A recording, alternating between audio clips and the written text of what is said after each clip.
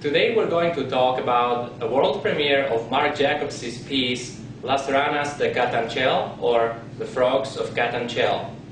The piece will be premiered by the Rogue Valley Symphony Orchestra. I'm the music director, Martin Maikut. Welcome, Mark. Thank you. I understand there are two sources of inspiration behind this piece.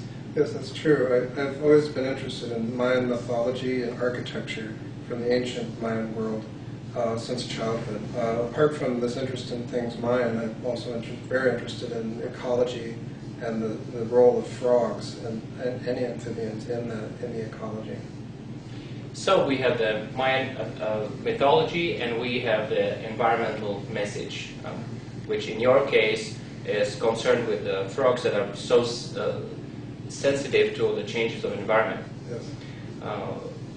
As any good music, classical music, you can perceive it on many different levels. Suppose you come to a concert hall without any prior knowledge of Mark's piece. You're going to hear a piece that has very interesting harmonies. Some are dense, some are very smooth and soothing. You're going to hear some catchy tunes. You're going to hear brilliant orchestration, and you may be satisfied with that. But if you listen more carefully, you're going to hear many things going on underneath, and you may start wondering what do those things mean. So let us take a journey now and dissect a piece a little bit. The piece consists of 4 sections, right? Yes. Okay, so what do they represent? Okay. The first part of the piece I call an exposition, which reveals the initial themes that are used throughout the whole piece. This involves what I call a cosmic clock, which is a reference to the Mayan calendar. That clock then proceeds into a representation of the different Mayan gods. Hurricane, as he's known in Guatemala, or Choc, as he's known in Yucatan, and plumed serpent, or Quetzalcoatl, as he's more widely known under the Aztec tradition, and also a goddess, Ixchel, who is sort of a mother nurturing goddess. She's introduced too in musical terms. And then there's a section of Passacaglia with a 13-note theme that the Passacaglia theme just repeats and repeats, changing key, changing rhythm, always continuously changing. The 2 Passacaglias, one Passacaglia is based on the previous Passacaglia in a kind of this interesting, intricate way, which you can get into reading some of the materials that we have. We'll provide the details later. Yes. And after the Passacaglias, which are there in part to represent some of the history in the Popol Vuh of the pre-human times of the Earth, there is the story of the hero twins from the Popol Vuh in the underworld of the Mayan tradition named Xibalba. They're going down there much like Castor and Pollux did, or Orpheus, or Pamino and Pamina from Mozart's Magic Flute, to do some sort of good deed, and in this case to rescue a lost father. There are 6 different tortures, 6 different trials that they go through, at the end of which is sort of the dawn of the human period of the Earth, and that's the 4th and final section.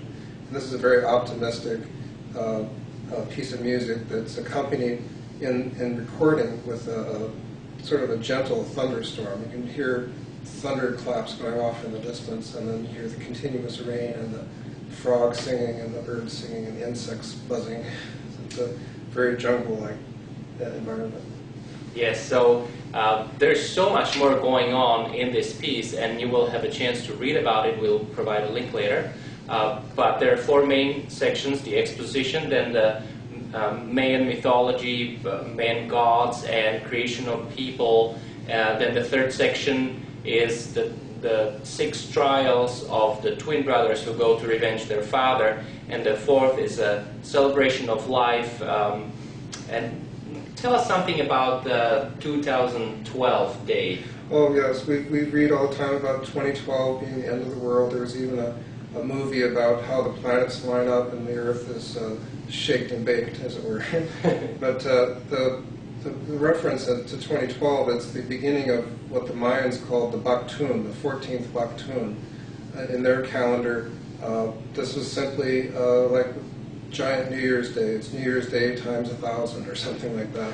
It's like, happy birthday, planet Earth. Now let's continue and make life even better if we can. That's really the message there. So nothing to worry about in 2012? I don't think so. You're sure? Not from my end.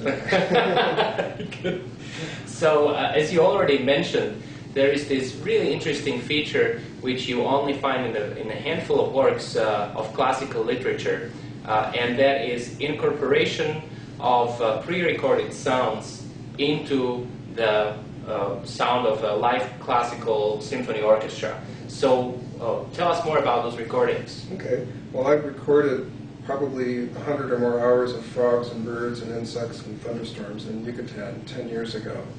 And what I've done is I've montaged them. They're not modified in any way except to be edited and put together, assembled.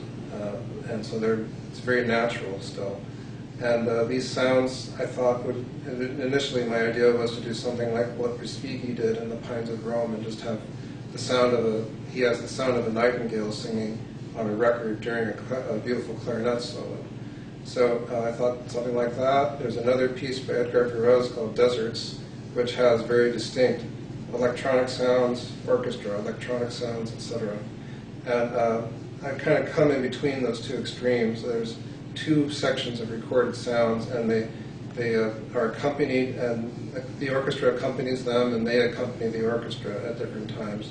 And there's no critical synchronization. It's which I think would be a rather tedious and horrible thing to do to anyone. But so these sounds reverberate between the orchestra and the sound, so that some of the frog sounds are imitated in the orchestra. Some of the durations of pieces in the orchestra are represented in the sounds as I montage them, editing them on a computer, actually. So there's a lot of coordination, but there's still a lot of independence between these two musical worlds, if you will. So this is how my score begins. It says 15 seconds of recording. It's the pre-recorded sound. Then another 15 seconds of the pre-recorded sound, but I cue timpani, and the timpani starts a very soft roll. After this total of 30 seconds, you're going to hear pizzicato, plucked string instruments playing the main theme, the theme that will accompany us throughout the piece. So that's just a little example of how this is going to be incorporated. The piece, as I said in the beginning, is very colorful, beautifully orchestrated, many instruments on stage. But in addition to that, you also incorporated some very untraditional techniques. Specifically, I want to ask you about the way you ask a timpani player to play. At an auspicious moment in the piece, the timpanist will take a suspended cymbal from a table and place it upside down on the head of the timpani, hold it in place, and bow the edge of the cymbal with the bass bow, and at the same time changing the pedaling. This will create a metallic clangorous sound, which in the case of this piece heralds the entrance into the underworld. So people might recognize that sound from the end of Derek Jacobi's score to the PBS series I, Claudius, which has that same sound at the very end of the overture to that television series. Just a fascinating wealth of detail that Mark included into this piece. If you want to know more, we will provide you with a link to our website in the following screen. You can read more about things that brought this composition to life. We also have included excerpts of Mark's previous pieces so that you can familiarize yourself with Mark's compositional language. The concerts are again November 5th, 6th, and 7th in Ashland, Medford, and Grants Pass. The piece will be premiered by the Rogue Valley Symphony. Thank you, Mark. Thank you.